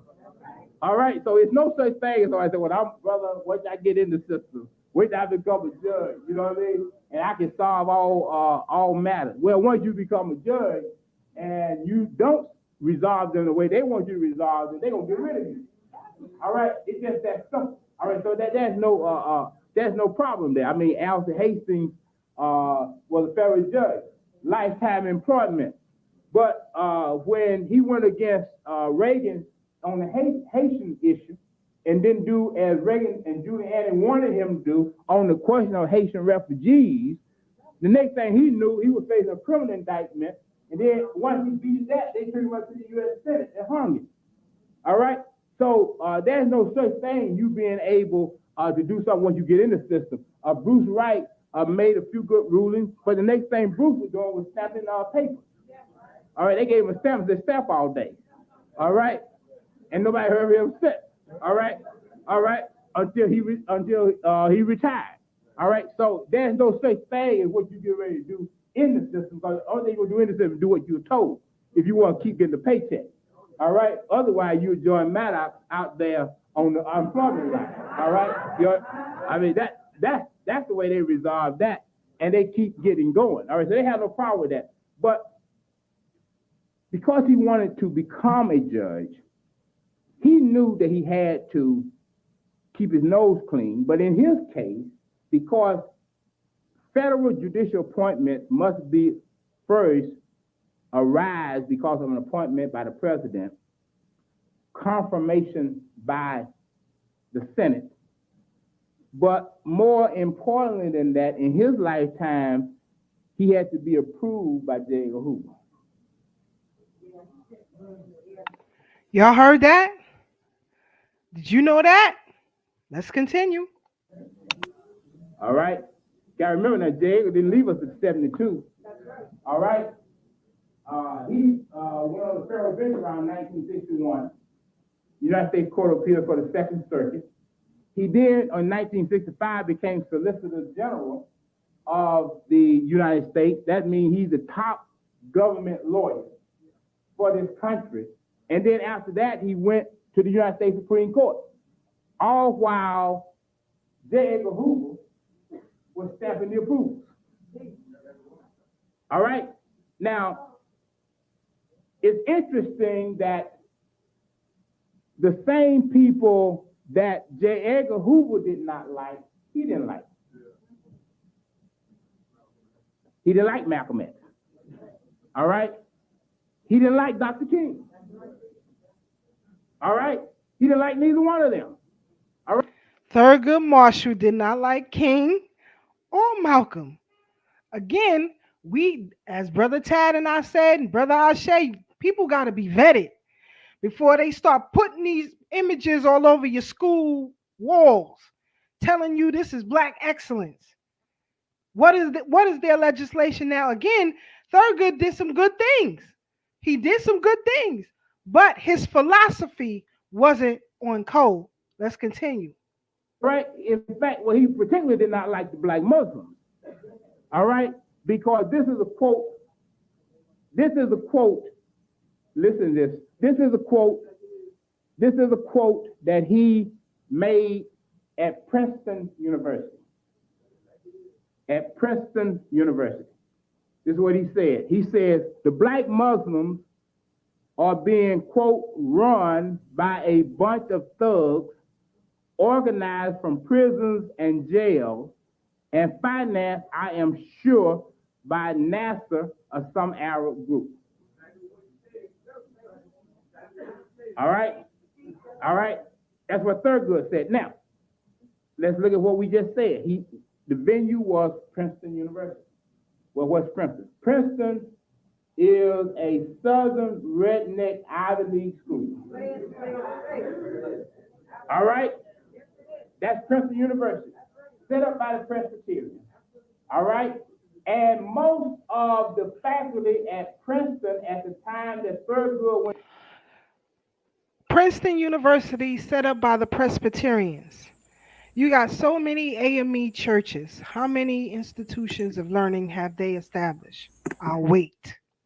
The Lincoln taught at Lincoln part-time. But they brought him back to Princeton to attack the Muslims, and he made sure that he said they're financed by NASA or some Arab group. That's important because he came out of NAACP. All right? And we know who ran that. And we know who ran the NAACP. Again, you have to be able to break down what you're seeing, family, what's in front of you. It takes time. I told you, it takes me about 3 hours to read an article. And when you peel back the layers of what they putting in these articles or what they putting in these political platforms, I'm like, ain't no way in hell I could endorse such things.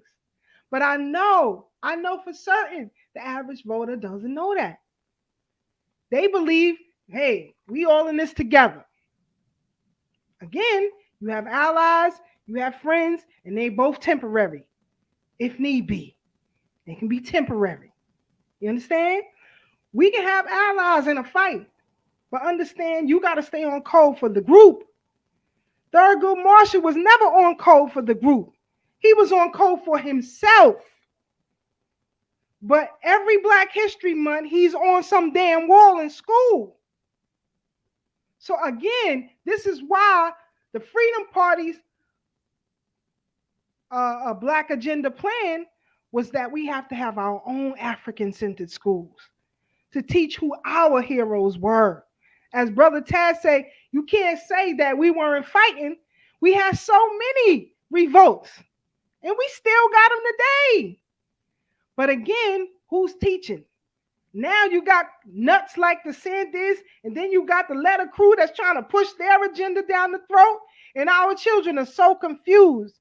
Born in the year of femininity, or the century of femininity, the number 2, right? Did I get that right, King Simon? Isn't it a feminine number? And you wonder why so much damn zestiness going on out here. It's like that because they don't understand what they dealing with out here. We need institutions where we can bring King Simon in and explain to our children what they're seeing before them. But I'll get off my soapbox. Yeah, thoughts, Brother Tad, on what you heard in the Freedom Party's Black Agenda. Well, you know, it's a beautiful thing. The sad part, Sister Keisha, is so much of what we're fighting for right now, what we're trying to organize and create, we've already had. We've already had these things. If our people would just pick up a book, listen to a lecture, tune out the garbage that's being forced down our throats right now. I love that he shouted out Bruce Wright because in my early stages of development into the knowledge, I read Bruce Wright's book, Black Robes, White Justice, Set 'em Loose Bruce. And he talked about constitutional law. He talked about the purpose of bail, that bail wasn't supposed to be so high that it's a ransom, but it was supposed to be used just for what the family could afford. So they call him Set 'em Loose Bruce because if your family was indigent, poor for those who don't know what that means, if your family was poor, he would set a low bail. Because he said in his book, by law, we're innocent until proven guilty, though this system doesn't hold us in those regards. So Judge Bruce Wright was like, yo, how much can y'all afford? Can you afford $200? Can you afford $300? All right, bail set at $300. It's not supposed to be a ransom. And this goes back to what I was talking about earlier about the community coming out to support you, because that was important too. So I love that he brought up Judge Bruce Wright, and there was another point. There was so many dope points that he hit, but all I could think of is that prior to the advent of television, we had all of these things because we relied on ourselves. There was word of mouth. There were people coming in to speak and educate the community on what's going on, what we need to do. But then we got indoctrinated with these people thoughts and ideas. Because when we had our own schoolhouses, when things were segregated, where you had black teachers teaching black children, they taught children ethics. The children were on code because they understood what they were against. It wasn't whitewashed. It wasn't dilly-dallying. It was like, yo, this is important because there's people outside of this community that want you dead. Children knew it was true because they walked to school and see bodies hanging from light poles and trees. So they knew that to be the truth. They saw how other communities treated their parents and grandparents, people that was worthy of respect. But unfortunately, we're moving further and further away. And we have to get back to our natural selves.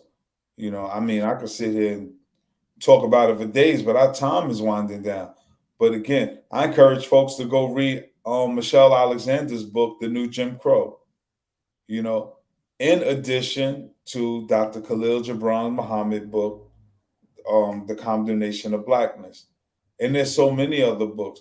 But since we're talking law and legality, let's study those. Let's critique those real quick and look how through the course of time, laws were changed and created to keep us suppressed, to keep us distracted, just jammed up in the game, man. But I'm gonna step off my soapbox.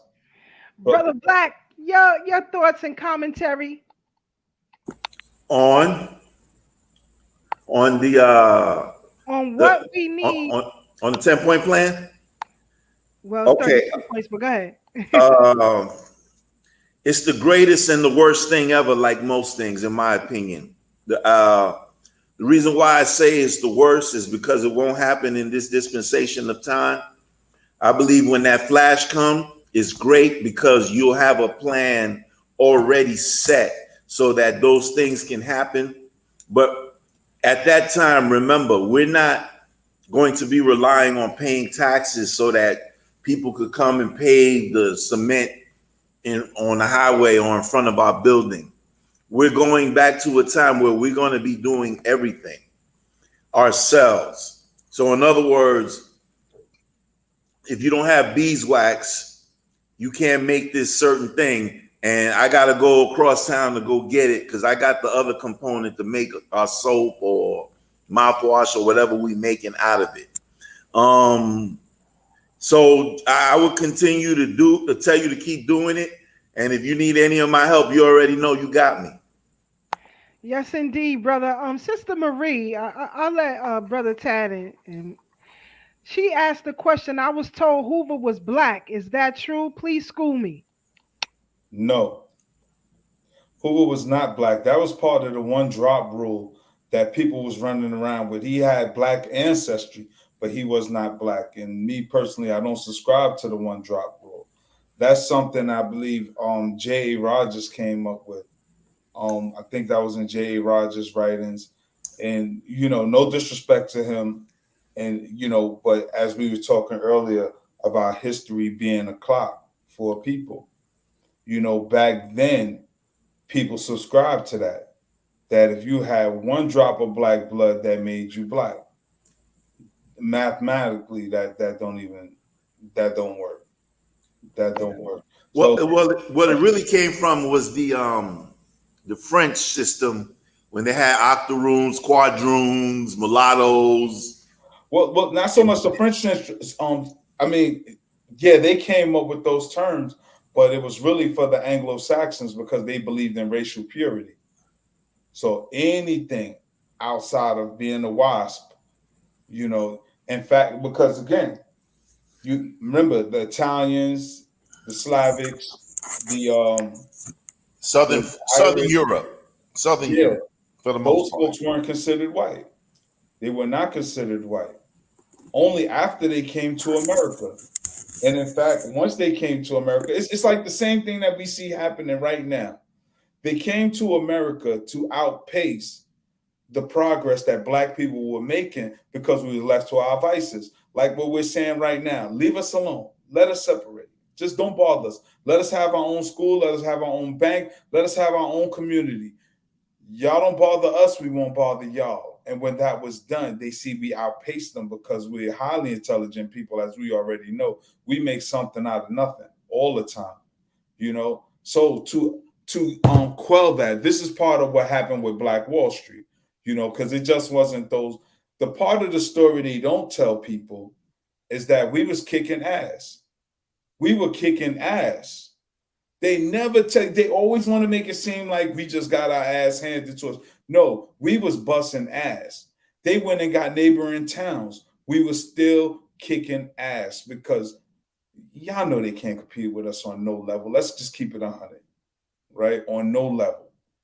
And that's why they had the sheriff, he had to go borrow a crop duster and drop bombs because on the ground, level playing field, they can't do it.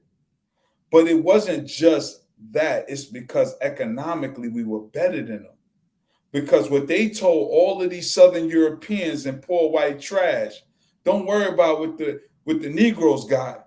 Just be glad you're not a Negro. You ain't black. And that alone makes you better than them. But they still hungry. Their kids are still dirty. And here a Negro got pigs, chickens, a car, and they got to sleep with the donkeys. You know, That's so their kids are still dirty. Yeah. So the fact of the matter is, a lot of that came out of jealousy, and I say that, and I say that because what we see right now with the migrants coming to America is the same. I keep saying this on every show. We're seeing the same thing 100 years ago, but the only difference is that billions of dollars is being poured into these people.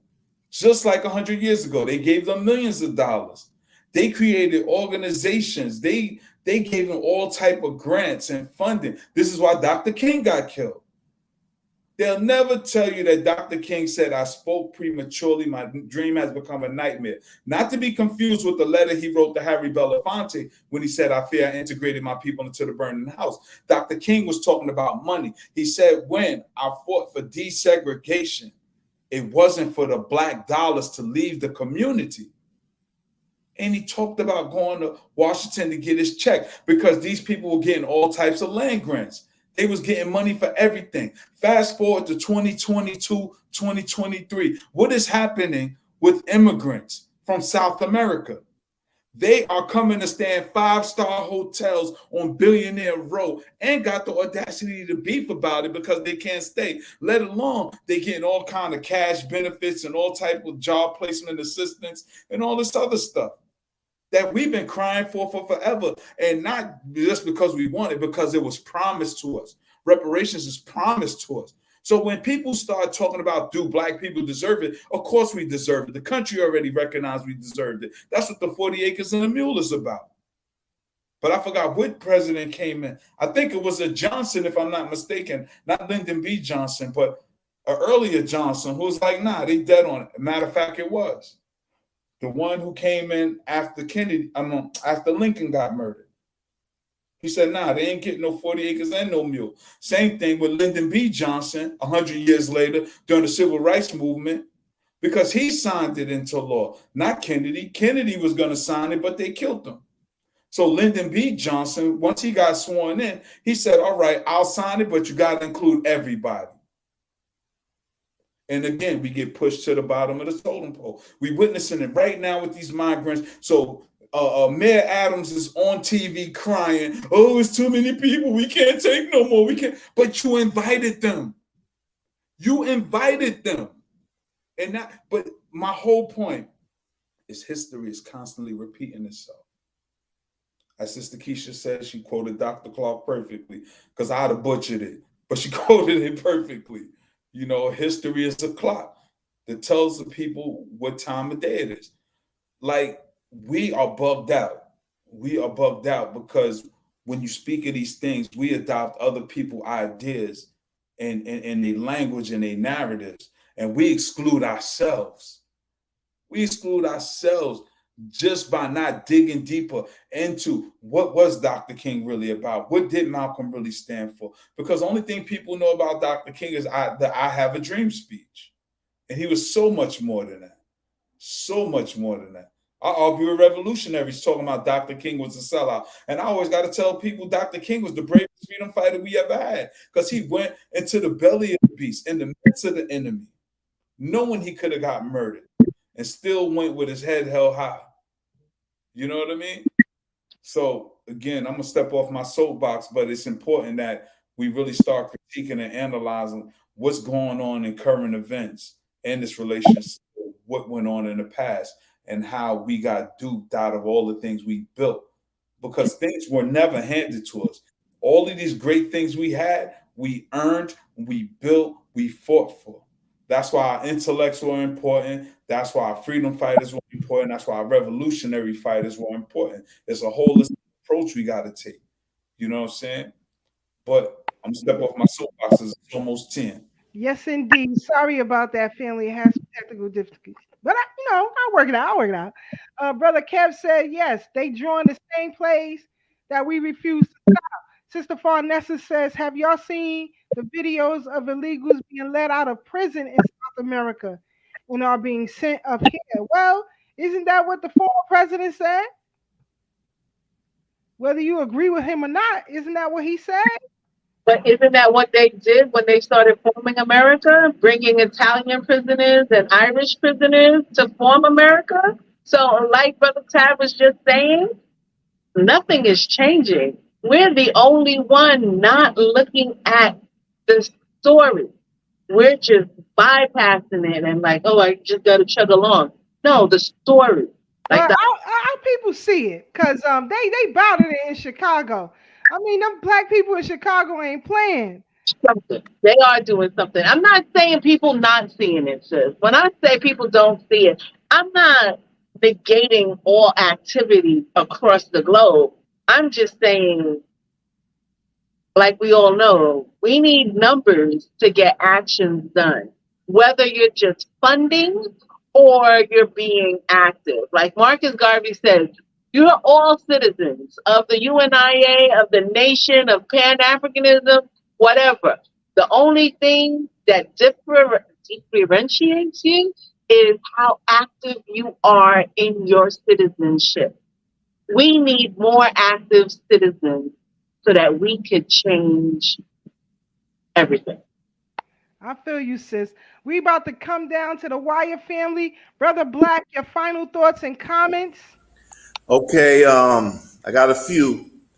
I'm gonna go back to Lahaina. A few months ago, I put out, a few days after the fires were going on in Maui, Hawaii, that there was a war going on between the Marines who speak directly to the commander-in-chief, who is not the president or resident at the exact moment. And if you know what I'm saying, I don't need to use names. Okay, now, with that said, about 175 FEMA officers who worked for the governor, who was crooked, and there were plans found in the governor's mansion talking about seizing these people land and maps and grids and how they was going to build there and so on and so forth. They just basically putting the people that who were like the middle managers in the room. In other words, Oprah, because she bought like, I believe over 1,000 acres for the CCP. Okay, now what I'm going to relate that with was just happened with y'all last week with that major flooding that y'all had in New York, record numbers of water all over the place, rats flooding everything, subway flooded out, closed down, everything. Okay, now as far as that was concerned, from what I heard from Queen Amina and, on MREX show was that if you notice in a lot of places, they're having earthquakes. And they can't do that because Manhattan is just one solid island. So it sits on one plate. And if you were to detonate a bomb there, it would resonate through the river to the other boroughs. Because a lot of people that not from New York don't understand. Manhattan is its own island. Brooklyn, Queens, Long Island is one island. And Staten Island sits closer to Jersey. So what they did was, instead of earthquaking and bombing them dumbs, they flooded it. And this is how you flush them out. Okay, now with that said, you just touched on Africa earlier and so on and so forth. I don't know if y'all saw about 2-3 weeks ago, France said they was going to go into Niger, and then 3 days later they said, "Nah, we're not doing it." And I told everybody that's because Russia or the BRICS is checking them. So this world order is now coming together. I'm going to tie that in with McCarthy They don't need him in there no more. I don't got to talk long about that. They don't need him there no more because I believe everything is done to the point where it's going to be popping off soon. And if you watch the show weekly or regularly, you already know what I'm saying. With that said, I know we're running short on time. I love y'all. I'm going to pass the mic. Peace. Always appreciate you, Brother Black. Sister Marcia, your final thoughts and commentary. Thank you so much.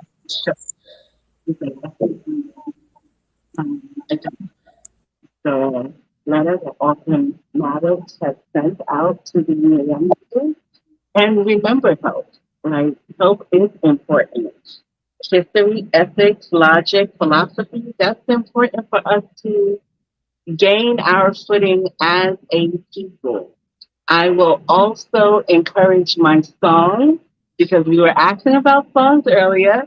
I got my song, Kevin Campbell, Tomorrow. That is absolutely my favorite song. I dream of a tomorrow for our people that will flourish in such a great way. And I want everyone to start tapping into that dream. Thank you, and may time flourish for us all. Peace. All right, I got it. Tevin Campbell, Tomorrow is on the list. Again, family, if you want to add your favorites to the Thorough Black Talk Clean the House list, send them to me. You can send a DM, message, whatever, and we'll add it to the list. Brother Tad, your final thoughts and comments. I want to thank everybody for joining us. Definitely want to thank our audience. Salute to Sister Farnessa, Brother Kev, Sister Pat, everybody who always join us. You know, I think it's important that we always have these conversations. It is coming down to the wire, as Brother Blacksmith is talking about. There is talks about war, you know, going on with these other countries. So tell a friend to tell a friend that we here talking about that real stuff. And again, my recommended books for you to read. I will give you 3 right now. The Condemnation of Blackness, The New Jim Crow, and by all means, please read The Medical Apartheid by Harriet Washington. Medical Apartheid by Harriet Washington. These will take historic events and bring them up to this modern context, because sometimes I know some of the things we say may go over some people's heads because this is new information and you probably never heard of it a day in your life. And you may be over 30, 40, 50 years old, and all this information might be new, so it may seem extreme and far-fetched. So I will point you in the right directions, particularly if you respect intelligence, then those books are the books for you. So hopefully you are inspired by something you heard tonight. It's your turn to go out and inspire others. So y'all stay up, stay blessed, stay true, and remember, no matter how hard things may seem right now, it's always better days ahead.